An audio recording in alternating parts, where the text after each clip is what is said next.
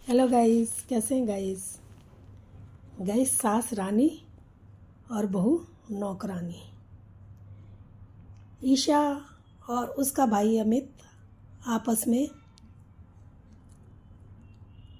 शैतानियाँ करते हुए बड़े होते हैं। उनका बचपन बीतता है। उनकी जो मम्मी होती हैं वो घर संभालती हैं, और जो उनके पापा होते हैं वो एक दुकान में काम किया करते थे, और वो सुबह दुकान चले जाया करते थे। अब कुछ टाइम बाद दोनों भाई बहन बड़े होते हैं, और भाई की नौकरी, एक सरकारी नौकरी लग जाती है, और भाई को वहाँ से जाना पड़ता है। अब जब उसकी नौकरी लगती है तो उसकी शादी की भी तैयारियां शुरू हो जाती हैं। अब उसकी शादी होती है, और घर में बहू आती है। अब जब घर में बहू आती है तो जो नौकरानी काम पर रखी होती हैं उनको उनकी मम्मी काम से निकाल देती हैं, और बहू को ही सारा काम घर का सौंप देती हैं। अब मुंह दिखाई की रस्म होती है, तो घर में बहू आने पर तो अब जो सास होती है उसकी सहेलियां आती हैं, तो वो बहू को बोलती है कि बहू, जब मेरी सहेली आएंगी तो तुम उन सब के लिए चाय बना के ले आना। तो बहू कहती है ठीक है माँ जी। तो वो सब सहेली और बेटी से वो कोई काम नहीं कराती थी। अब सास की सहेलियां आती हैं, और बहू को बोला जाता है कि बहू चाय बना के लाओ। तो एक सहेली बोलती है कि बहू की तो अभी मुंह दिखाई है, और हमारे में तो जब तक बहू काम नहीं करती, जब तक बहू के हाथ की मेहंदी नहीं उतर जाती। वो कहती है कि तू अपना सुझाव अपने पास रख, हमारे में ऐसा नहीं है। तो अब वो कहती है ठीक है भाई, जैसा तुम्हारे में होता है। अब जो नौकरानियाँ होती हैं रखी हुई, उनको तो काम से सास निकाल चुकी होती है शादी पे, कि अब बहू आ गई, अब काम करने के लिए बहू है। तो बहू चाय बना के लाती है और सबको सर्व करती है। सब चाय वगैरह पी के और मुंह दिखाई करके चली जाती हैं सहेलियाँ। अब जो नंद होती है उसको बोलती है उसकी मम्मी कि जा भाभी को ले जा और किचन में सब दिखा, और सब सामान का बता दे कौन सामान कहाँ पड़ा है, ताकि ये घर का काम शुरू कर सके। तो बहू भी कहती है कि माँ जी, अभी तो मैं आई हूँ और मुझे तो अभी कुछ नहीं पता, तो अभी काम वाली तो हैं ही, वो कर देंगी। कहती है नहीं, सारा काम तुझे ही करना है, बर्तन भी धोने पड़ेंगे, खाना भी बनाना पड़ेगा, सफाई भी करनी पड़ेगी। तो अब बहू भी क्या करती, वो भी करने लग गई अपने सारे काम, और उसके हेल्प कोई नहीं करता था।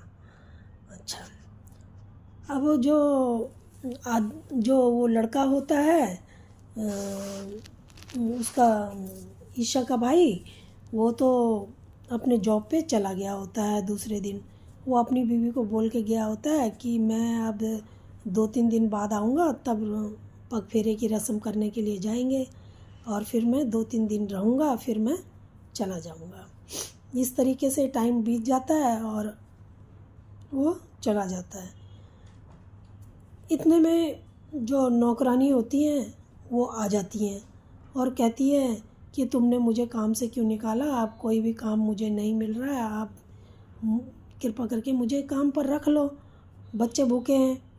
वो नहीं रखती है, कहती है नहीं, मेरे काम वाली है, तुम जाओ। नहीं रखती है। बहू सुन लेती है कि इसने तो निकाल दिया है, और बहाना कर रही है कि वो आ नहीं रही है, वो उनकी तबीयत ठीक नहीं है काम वाली की।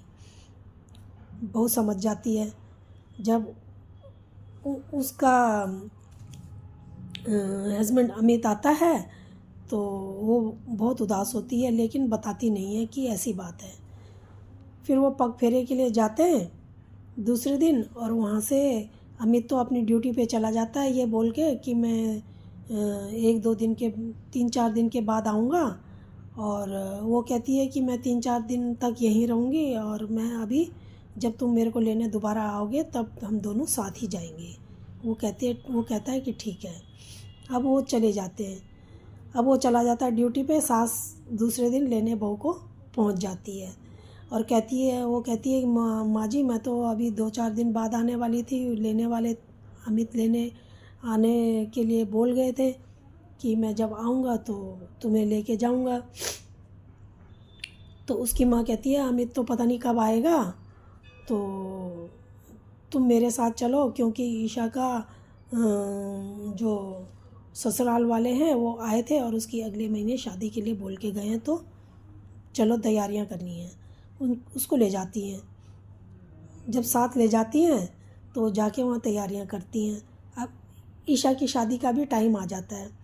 अब ईशा की जब शादी का टाइम आता है तो वो अमित आता है, तो वो जो उदास होती है तो अमित उसको पूछता है अपनी बीवी को कि क्या हो गया भाई, उदास क्यों रहती है, तू बता मेरे को।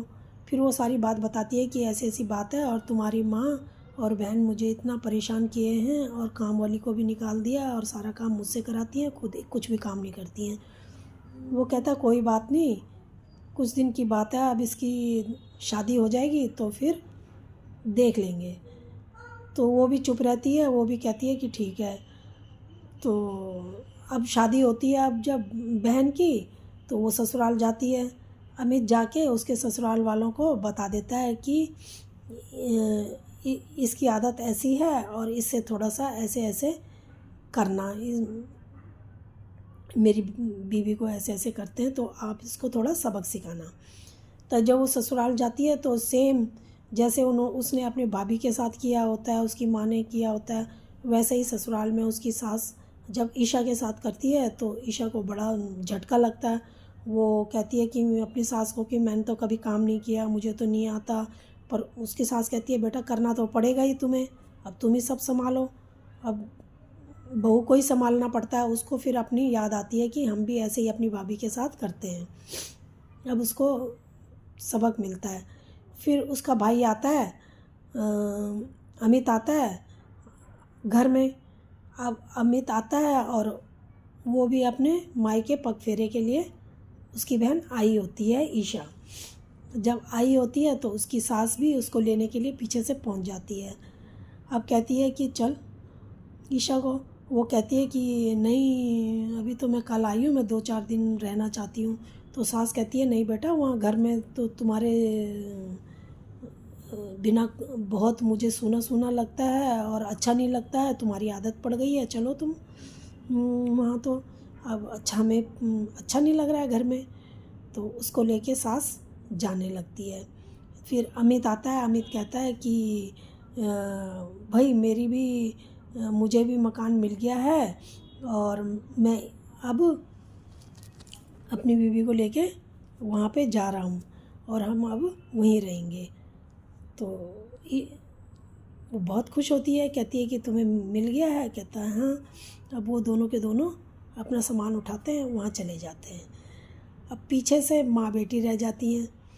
अब बेटी कहती है माँ को कि माँ हमने भाभी के साथ बहुत बुरा किया, जिस तरीके से हमने भाभी के साथ किया उसी तरीके से मेरे साथ भी ससुराल में सेम हो रहा है, तो जैसे को तैसा मिल गया, ये तो बहुत गलत हुआ हमारे साथ में, हमने भाभी के साथ बहुत गलत किया क्योंकि। तो वो कहती है हाँ बेटा, तो हमने वाकई में गलत किया। अब क्या होता है कि जो सास होती है वो सब ईशा की सुन रही होती है। वो कहती है कि मुझे सब पता है और तुमने जो अपनी भाभी के साथ किया वो मुझे सब पता है। तो कहती है कि क्या तुम ही भाभी का बदला हमसे ले रहे थे? कह रही, तब उसने बताया कि तुम्हारे ही बेटे ने जाके मुझे सब बात बता दी थी, तो इसलिए सबक दिलाने के लिए मैं ये सब कर रही थी। तो दोस्तों कैसी लगी कहानी? अगर अच्छी लगी हो तो बेल आइकन दबा देना।